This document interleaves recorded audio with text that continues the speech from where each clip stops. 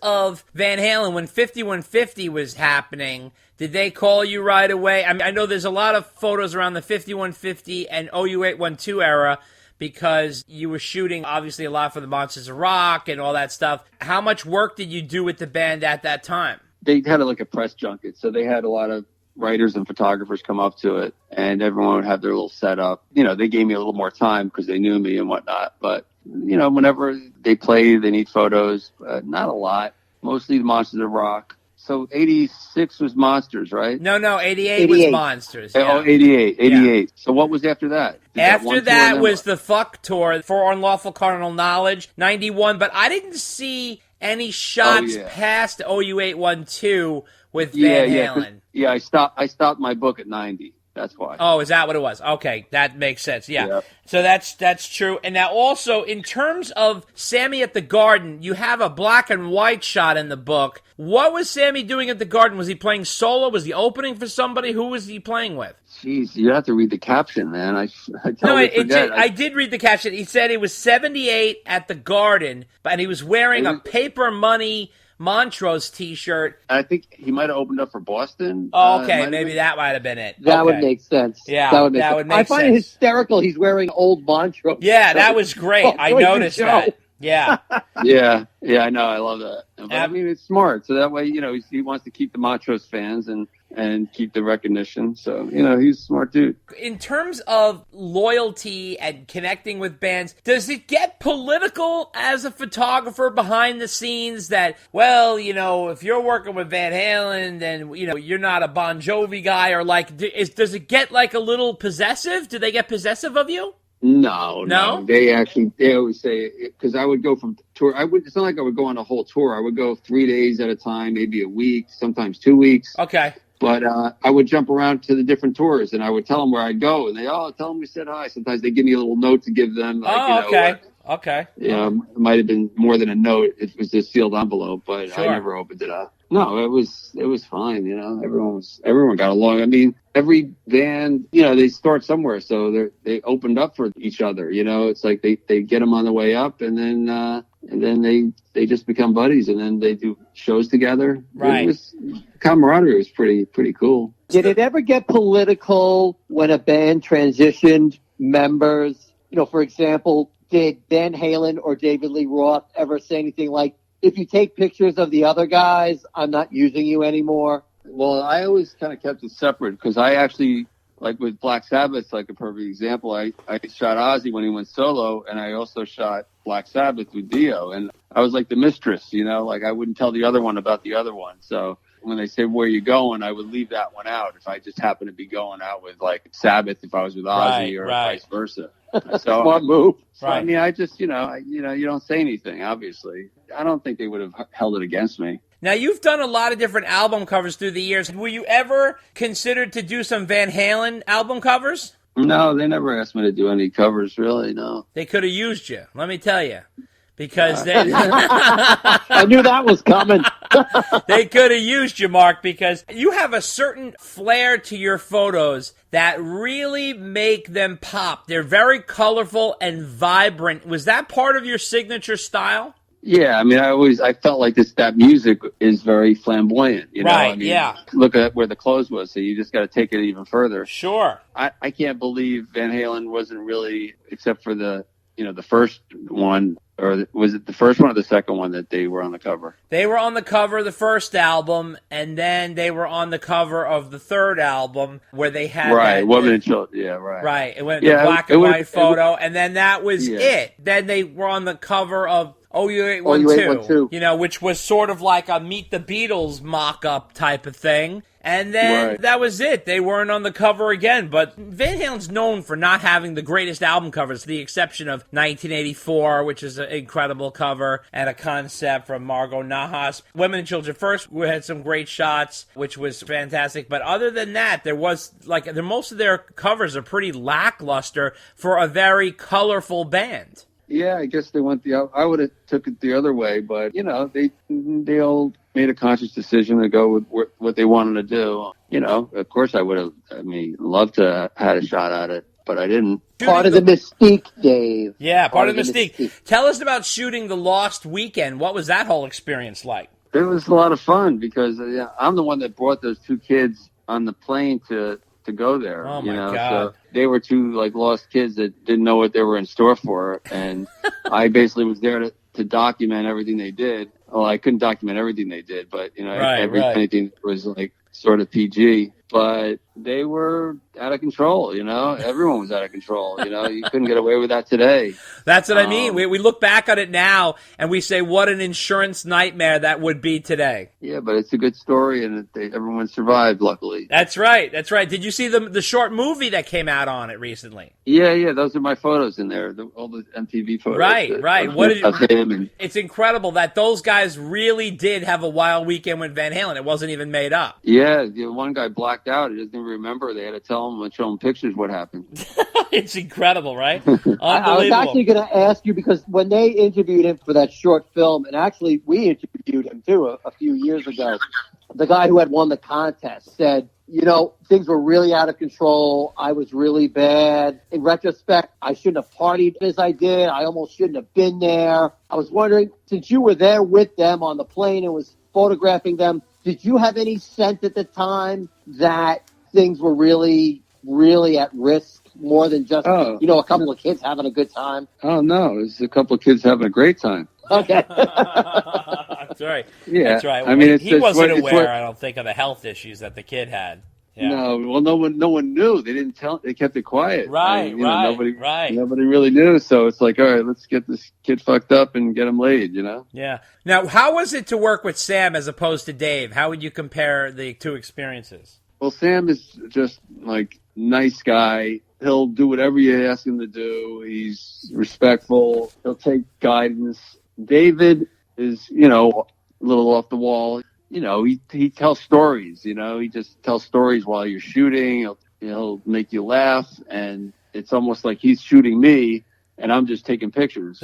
Right. He always performing. Yeah, he is. I didn't have to direct David, even though every once in a while I would tell him to angle a little bit. He was the best poser I've ever shot, really. Yeah. I mean, and the way the light hit his face was amazing, and he had the cool hair, and he had, he was in good shape, and right. He had the clothes. Sammy's attire wasn't as rock and roll as right for my taste. Right, definitely. And in terms of the vibe in the band, how would you describe the vibe in the band? Did it seem different? Did it seem similar?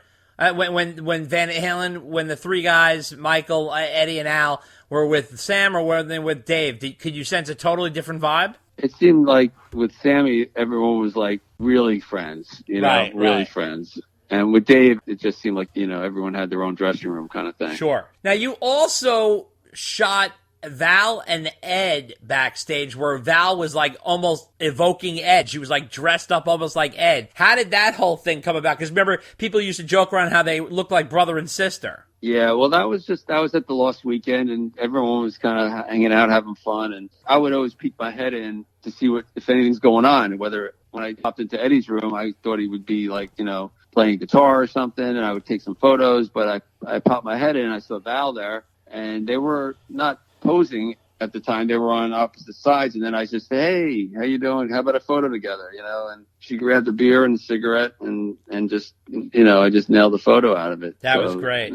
Fantastic. Now, also, what was the experience like on the Monsters of Rock tour 1988? Did you feel like that combo worked? Do you feel like Van Halen fit with those other bands, or do you think they stuck out from the other bands? What was the vibe like? Metallica is really the only one that didn't fit in. Okay. They're the ones that everyone else it kind of worked. It was a good tour. Sure. And how long were you on that tour? Again, probably in the beginning for a few days, and then I might have came back again. I never really went on this tour, and it just shot pictures for days and days and days. It was just when they needed something, and right. I think for that they needed photos for the tour book, and they needed it quick, so they had me in the first the first few shows. So you went in the first few shows, and then how long until they turn around a tour book for that actual tour? I don't remember that. Oh, okay. So now, in terms of David Lee Roth's solo, in the book you show shots of the Eat 'Em and Smile tour that you took. Did you work much with Dave solo through the years, or was that not happening? No, I did like one or two shows when I think Cinderella opened up. Right. I didn't do a lot. I just shot them live. I actually did shoot the audition for the video where they had all the girls there. I think there's a photo in the book for that. That's actually an audition for the Crazy from the Heat movie. Oh, right. Okay. Yeah.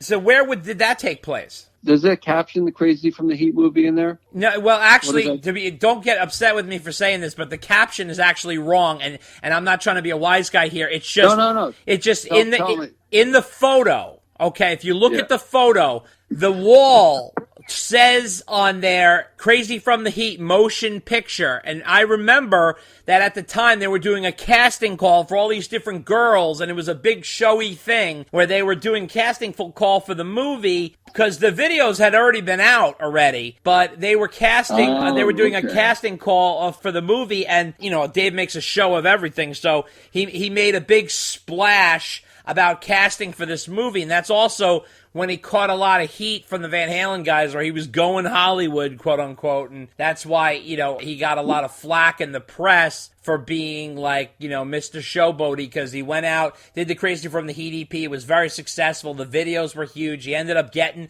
that movie contract. That ball was rolling even before Eat 'Em and Smile became Eat 'Em and Smile. Eat 'Em and Smile originally was going to be the soundtrack to that movie, and then the movie crapped out, and then he ended up just focusing on the album. So did that movie ever come out? No. Oh, shit. It never shot. They had the script together, and they were casting and everything, but the whole thing fell apart completely because of the company, not because of the movie, but because of the company backing it went bankrupt. So in the caption, what does it say? Because the reason why I asked you is because as we speak, we're on the second pressing of the book, and okay. If there's any captions to change. Yeah, okay. So, in the caption, it notes that it was like the call for the video. Like, it was like the auditions for the video, but it was actually the auditions for the upcoming Crazy from the Heat movie, and I believe that was in 1985. I don't know where the press conference was. Was it on the West Coast, or was it in New York? It was the West Coast. Okay, all right. So they were doing a cast call there,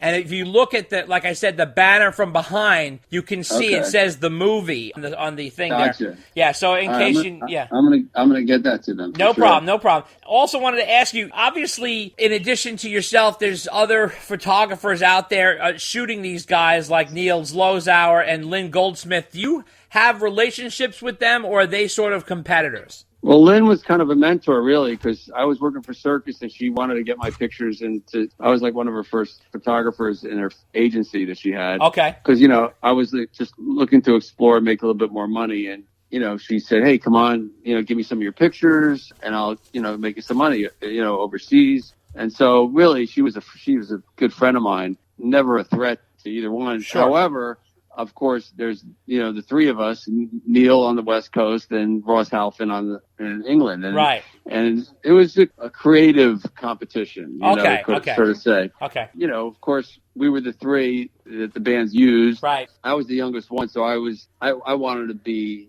everywhere. Like, when there was a video shoot, I would try to get on it. Right. If there was something that happened on the West Coast, I would go there. Mm-hmm. You know, of course, Neil got his start, well, before Van Halen, but that was what really put him on the map. Right. That kind of music. With Ross, it was Kerrang! Magazine. With me, it was Circus. And then we just kind of like opened up the doors whenever we could. So they would never like have us there at the same time. Like, it would be rare if we shot a show at the same time. Right. And, you know, it's like having three girlfriends, you know, they're not around. Yeah, I would imagine. So now it seems like to me, I mean, just as growing up and reading, it seems like you were very close with Bon Jovi, right? Am I correct to say that? Yeah, definitely. All right, and you saw some of the most iconic Bon Jovi photos and also the album covers. The whole story about the Slippery When Wet cover could be a book in and of itself. I mean, it really is so intriguing. And even as a kid, when I was growing up, I could never understand. I thought your original plan was great with the Wanted Dead or Alive. I thought the title was great. The photo was great. Why did they abandon that whole thing? I don't know. I think they felt they were going to alienate like one. I don't know if it was the guys or the girls. I don't know. I don't really know. But they didn't feel it was going to go over with both sides. I thought it was cool too. The song was cool. Yeah. It was a cool concept. Yeah. At first, it was going to be the Beards, and then they were like, well, they don't really, they're not really, we want them to look better. They didn't want them to look scraggly and all that. Right. So then we took the Wanted poster. We did the shoot up in Vancouver when they were recording.